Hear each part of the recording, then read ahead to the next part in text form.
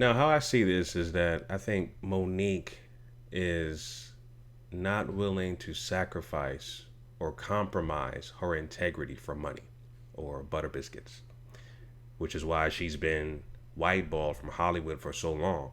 She's not willing to buck dance. She's not willing to, just do the things that you have to be successful in Hollywood, be initiated in Hollywood, be branded in Hollywood by the the dominant white society owned or the Jewish owned Hollywood infrastructure to be maintained and sustained in Hollywood as a black actor. She's not willing to compromise her integrity for that. Lee Daniels and Steve Harvey will do that. Um, you know, Monique is not willing to do that, which is why she continues to be independent. Um, and before, I when she had her issue with her stand up routine and shopping it around and Netflix deal, I agree with her stance. A lot of people, if you follow me for a significant amount of time, I got some backlash on the video that I did about Monique having an issue with Netflix. The only issue I had was that I wanted her to offer a solution, not just a problem with Netflix. Like, you want to boycott Netflix? Okay, what black owned, franchise as equivalent to Netflix do you recommend, or something that's coming up out of the rankings, right? She didn't offer that.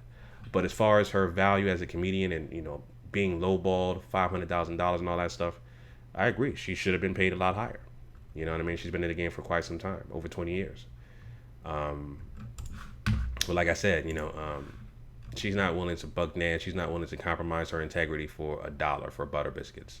Steve Harvey, Lee Daniels will do so. Even the LGBT community can't save you, Lee Daniels. Okay? Um, at the end of the day, you're black. That's it. You know what I mean?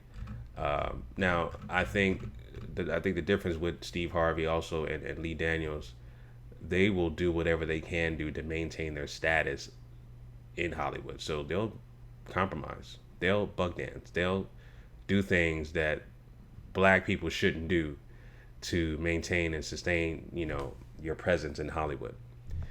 They'll do that. Monique will not. So I would not be surprised if Steve Harvey, has another gig or has some kind of other show lined up for him. Same thing with Lee Daniels. I wouldn't be surprised if Lee Daniels gets another show from another network or whatever. I wouldn't be surprised because they're willing to compromise their integrity. That's something that black people who want validation from the dominant white society continue to do.